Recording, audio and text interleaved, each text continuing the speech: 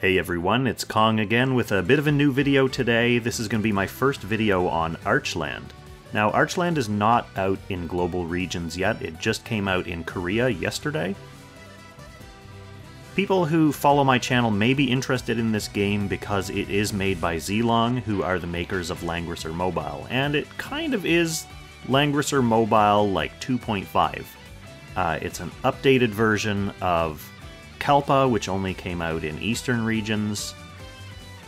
It's a totally different game, but it uses a lot of the same battle mechanics and summoning mechanics from that game, which will also be very familiar to Langrisser players. So this video is going to be my reroll guide. It's a pretty easy process. In Langrisser, we usually don't recommend rerolling because it's a bit of a pain. It's a little bit easier here. It's probably about a 10 to 15 minute process to get to the reset point. So as soon as you boot up your client, you're going to have a little login prompt. And I'm just going to go ahead and create a new email here.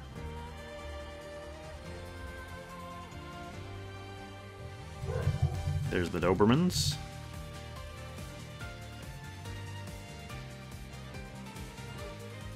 So forgive my typing. And I will show you where the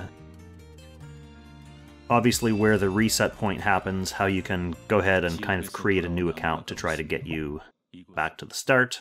And I'll also discuss a little bit what you're re-rolling for when we get there. But for now, just going to very quickly walk through this little tutorial chapter. I haven't really done tons of rerolls yet, so I'm not going to be super speedy on my exactly everything on the screen to click on, but that's okay since you're going to be seeing some of this stuff for the first time anyway. The tutorial will consist of about 5 battles, and they are mainly to teach you about basic battle mechanics.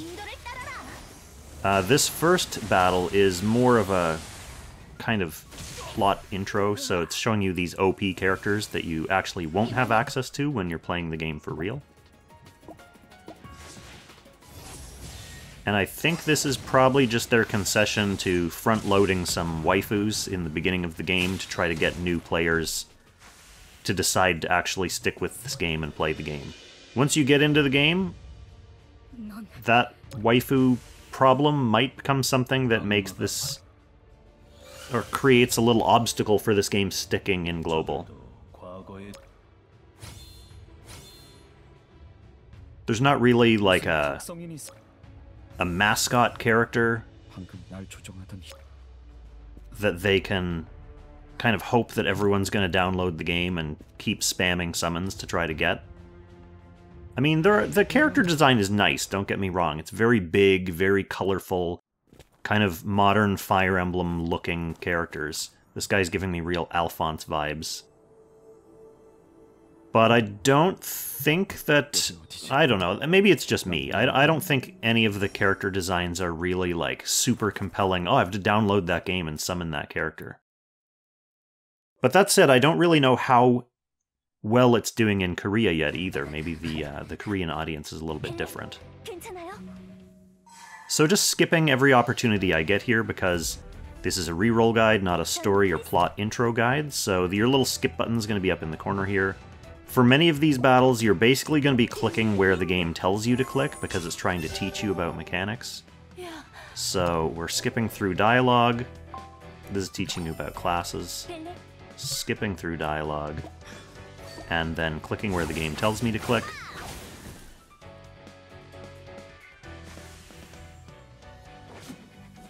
We're just going to take this guy out as well, and this will be the end of the second battle.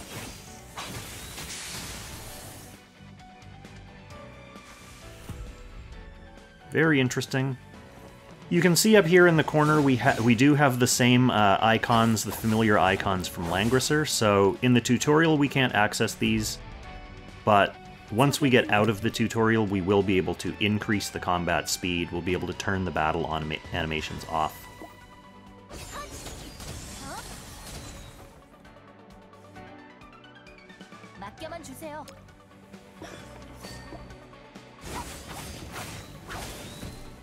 So the interesting design of this game is that each character has a little class icon, so You could see a shield there, you could see a sword. The characters also have colors, so those are independent from their classes.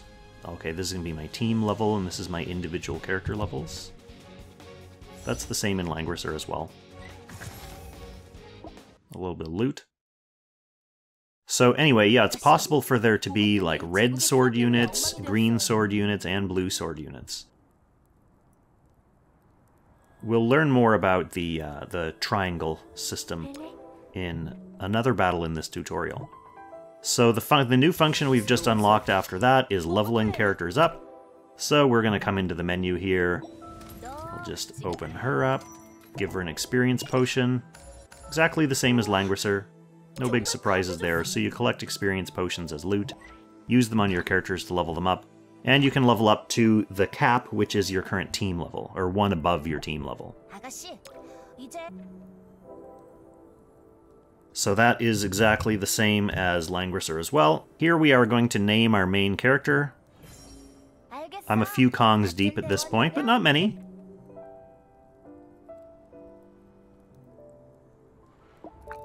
So we've just unlocked the world map, and now we're going to be able to trudge towards our next goal.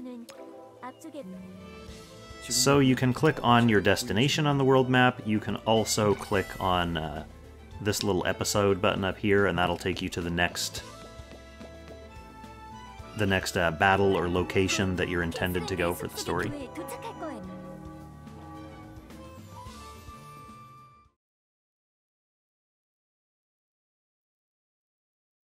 So at this node we are going to have our next tutorial battle. This one is the one that teaches us about that triangle.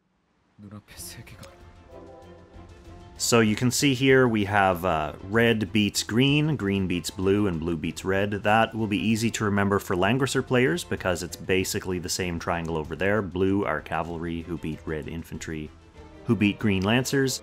We also have this holy, absolutely dominating demon, or dark, and then there's a neutral color as well. Now, if you're anything like me and you're colorblind, some of these colors can be a little bit difficult to differentiate between. Like, all three of these look pretty similar to me. Fortunately, in the options menu, there is a colorblind mode, or a toggle, that you can switch on. Again, we're in the tutorial, so I don't have access to that right now, but afterwards, I might do a separate video walking through the settings screen for people who don't read Korean, just to give you a little bit of extra info about the things that you can tweak in there without having to try to Google Translate everything or ask a friend for help. So in that video we can take a look at what that colorblind mode actually does and if it makes a good enough difference. But because we have a green sword user here, the game was basically just asking me to attack the blue wolf. Just learning how to match up against your opponents to maximize your damage. You get a 30% damage boost against someone that you dominate on the weapon triangle, or the color triangle. So it's definitely worth it. And it's something you'll have to be aware of in the main gameplay as well. For example, if you have a tank, even though tanks are meant to be bulky and protect the rest of your team from attacks, you still don't want your tank getting attacked by the color that dominates them on that triangle. Alright, so the next function we unlocked after that battle is the equipment screen. So we got a little bit of gear from that battle, we're just going to chuck it on her.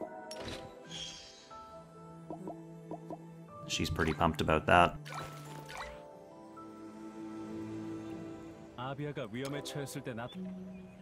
And then onwards to the next tutorial battle.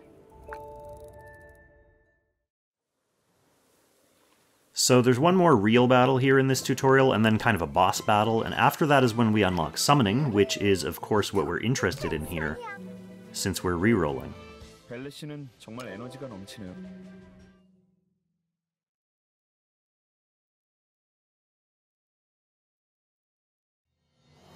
This will go a little bit quicker for you if you're playing and not also recording and talking about it and describing it to people. So you'll be able to kind of fire through these battles pretty quickly once you get the hang of things. Hopefully you won't need to fire through too many times, and you'll have great luck right away.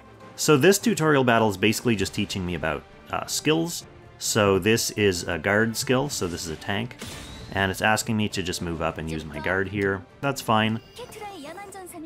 The other skill that it's going to try to teach me about is my main character, Pseudo Alphonse, has like a extra attack passive that you'll see will trigger here. Thanks to this being a scripted battle, we know it's going to happen. So I'll leave this guy at 2 health. He'll counterattack me. But thankfully I get that extra attack off to finish this unit.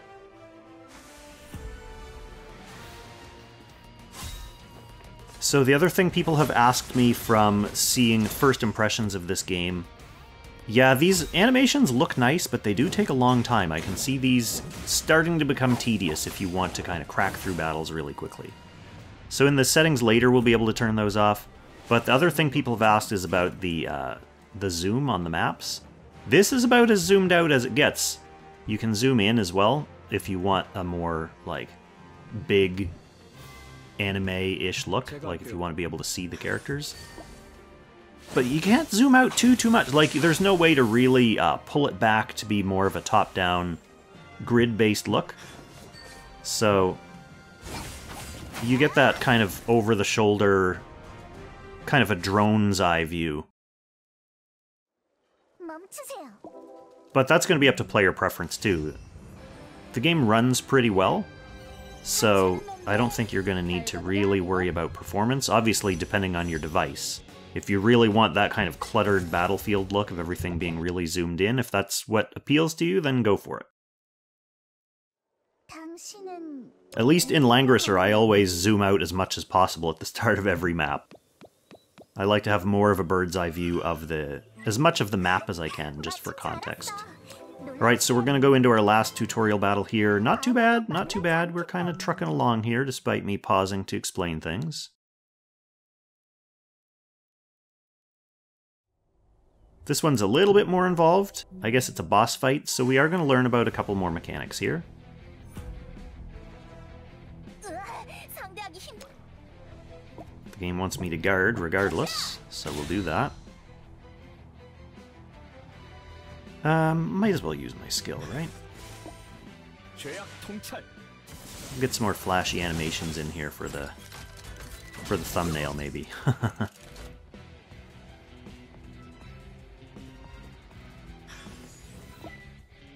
And there's no real need to use too much strategy on this battle. Even though it's a boss battle, you're going to be able to basically just take it down by attacking if you want to.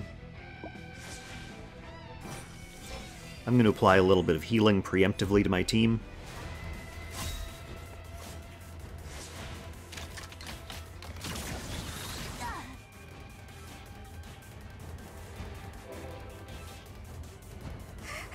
But since it is a boss battle, it's going to take a couple more turns than the rest of those little tutorial matches did. So you can see on the ground here we have a kind of MMO-style preview of this boss's next attack, what he's going to be hitting. So I'm going to get out of those tiles.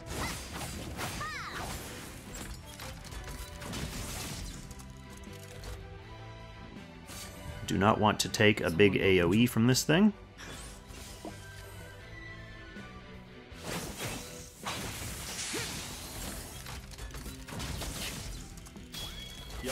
This thing, I say this thing, being this little girl sitting very uncomfortably in a big VR machine, apparently. It also doesn't matter if your characters die during this battle, obviously.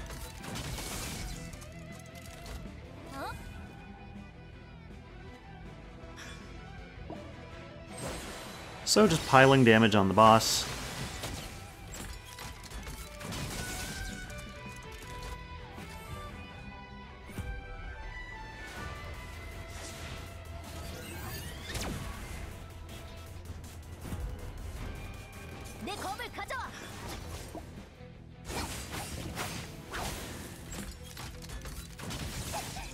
And we'll have this done soon, and then I'll be able to show you the summoning interface. Now, as with most of these games, there is going to be a scripted summon first. And we'll talk about... I mean, it's not an ideal game to re-roll in because there's not a lot of front-loaded free summoning materials. You do get enough for one 10-pull, so one multi-pull as gift at the beginning of the game, and then you'll also have enough for 2 singles, so you're going to be able to get 12 chances at a unit before resetting. Maybe if we were waiting till later in the week, there would be some more freebie gifts being given out, and we'd be able to get a couple more summons in before resetting. But this is not too bad. Like I said, 10 to 15 minutes before you get to the reset point. One multi-summon. If the rate in this game is arguably around, say, 5%, I think is what they're claiming, then hopefully you won't need to re-roll too many times. Once we get into that actual summoning screen, I'll talk a little bit about the units that you'll be looking for. And it also really depends on what your goals for re-rolling are. Like, do you just want to start with any SSR unit, just to have kind of a decent start for your team? That's fine. So this is going to be the scripted summon.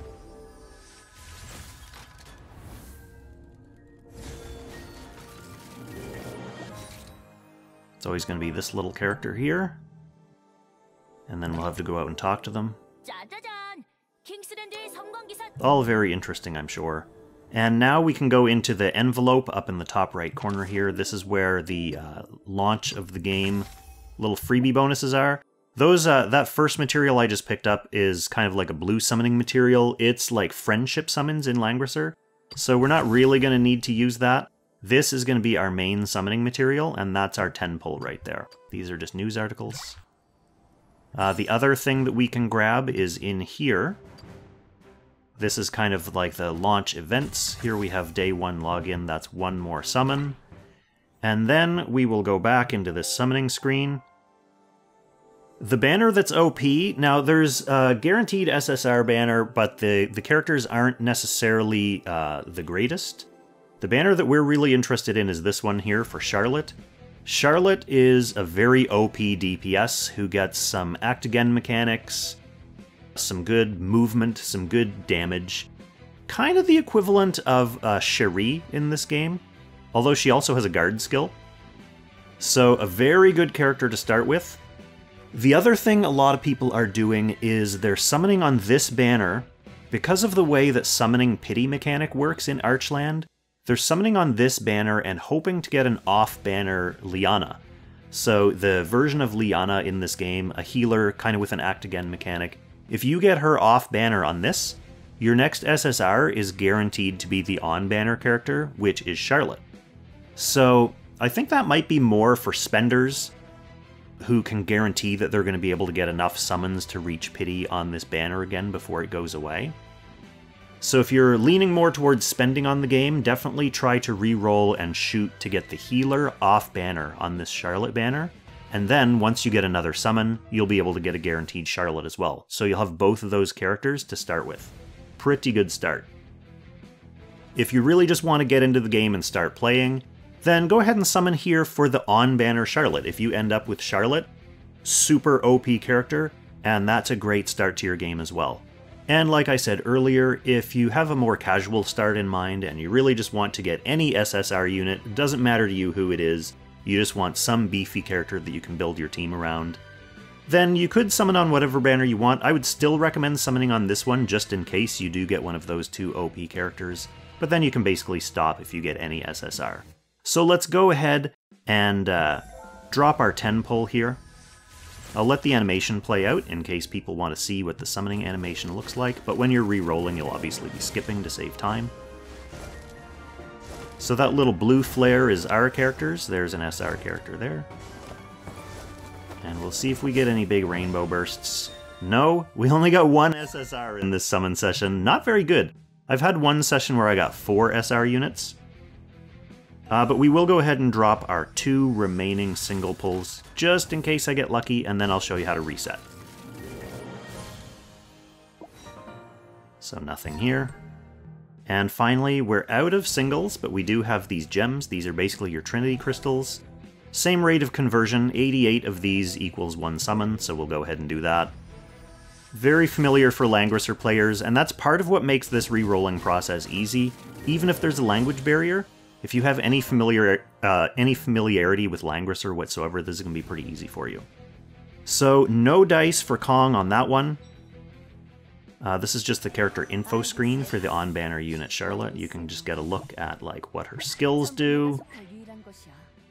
And now I'll show you, since I'm disappointed with my results there, I am going to go ahead and reset. So I'm just going to back out to the main menu here. Click on your little character's face. This brings up the main menu. This little refresh icon is the log out, like the re-log in button. And then once you're on this screen, depending on the method that you're using to re-roll, you can also use BlueStacks and freeze your instance or whatever. I don't use emulators myself, so I'm not super familiar with how they work. But if you have the app, like I'm just running on the app, and you can just use a bunch of dummy email addresses until you get the result that you want. So I click on new email login down here, and then bottom left allows you to enter a new account. So then I would basically enter my new dummy email, new password, log in again. That's going to bring me right back to the start menu where I started this video, and you're basically just going to start right at that very first tutorial battle again once this loading screen is over. So that is start to finish what you're going to be looking at when you reroll. You can basically just crank through this. Very straightforward. The tutorial intro really holds your hand, so even if you don't understand the language, you can kind of get from start to finish fairly easily. So I hope you all have great luck re-rolling for the characters you're interested in, and I'll catch you in the next Archeland video, where I'll probably be going into a little bit more depth about the settings, and the main screen, and all the different things you can do in your character interface there. Alright, catch you in the next one.